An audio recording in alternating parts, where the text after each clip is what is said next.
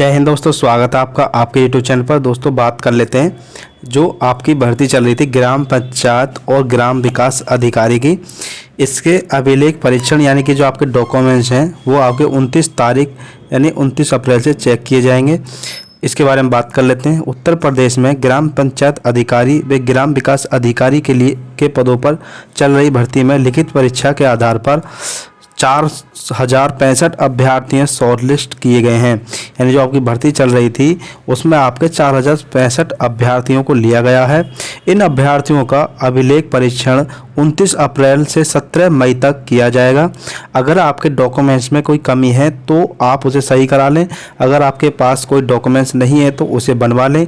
जैसे कि इसमें डॉक्यूमेंट्स होते हैं मूल निवास, आधार कार्ड आपका होगा ही। अगर आप उसमें नाम का गलती है तो आधार कार्ड को नाम या जो भी उसमें कमी है उसे ठीक करा लें।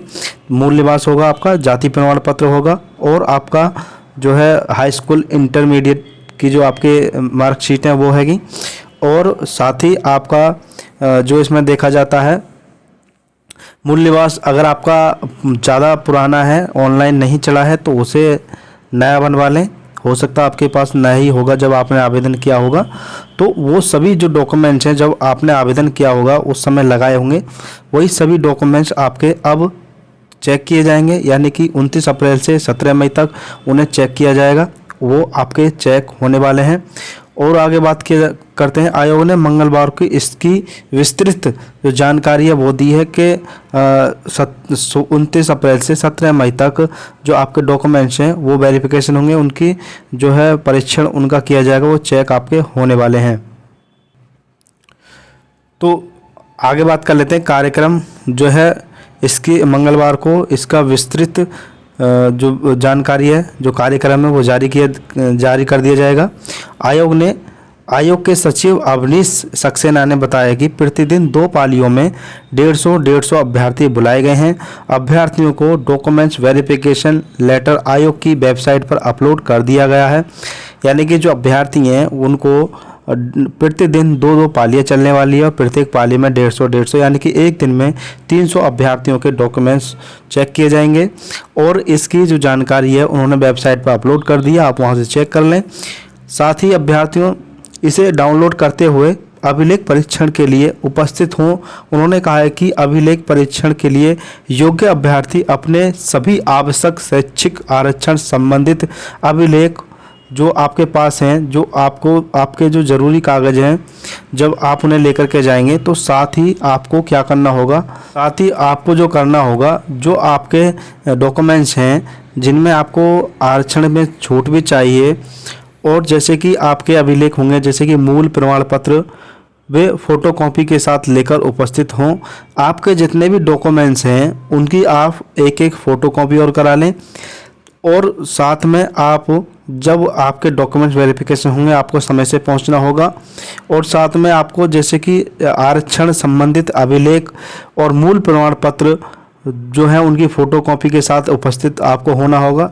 यदि कोई अभ्यर्थी किसी कारण से निर्धारित तिथि को नहीं उपस्थित होते हैं और इसकी सूचना 17 मई को सुबह 11 बजे तक देता है तो ऐसे अभ्यर्थी को 17 मई को दूसरी पाली में अवसर दिया जाएगा।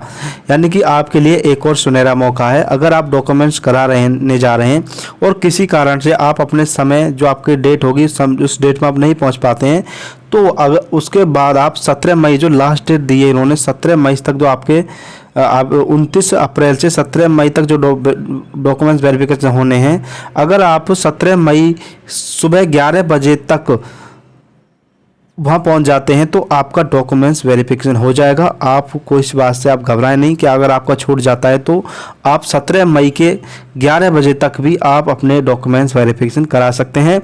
अगर आपको मान लो डेट आपकी 29 अप्रैल के से 17 मई में है, अगर आपको मान लो 30 या 1 मई को आपका डॉक्यूमेंट्स वेरिफिकेशन होना है, अगर आप उस समय नहीं पहुँच पाते तो आप 17 मई को कभी भी 17 मई तक कभी भी आप अपने उसके बाद कभी भी आप अपने डॉक्यूमेंट वेरिफिकेशन करा सकते हैं। आपको अवसर दिया जाएगा डॉक्यूमेंट्स वेरिफिकेशन कराने का। तो दोस्तों ये तो थी आपके डॉक्यूमेंट्स वेरिफिकेशन के बारे में जानकारी। अगर आपकी तैयारी डॉक्यूमेंट्स अच्छे हैं, डॉक्यूमेंट्स तैयार हैं तो सही बात है, अगर नहीं है तो आप उन्हें डॉक्यूमेंट्स को अपने कलेक्ट कर लें, उनकी कॉपी करा लें और किसी प्रकार कोई भी गलती ना हो, आप जाएं समय से और अपने डॉक्यूमेंट्स वेरिफिकेशन कराएं। दोस्तों ऐसे ही भर्तियों के बारे में जानकारी के लिए हमारे चैनल को सब्सक्राइब कर लें, बेल आइकन को दबा दें।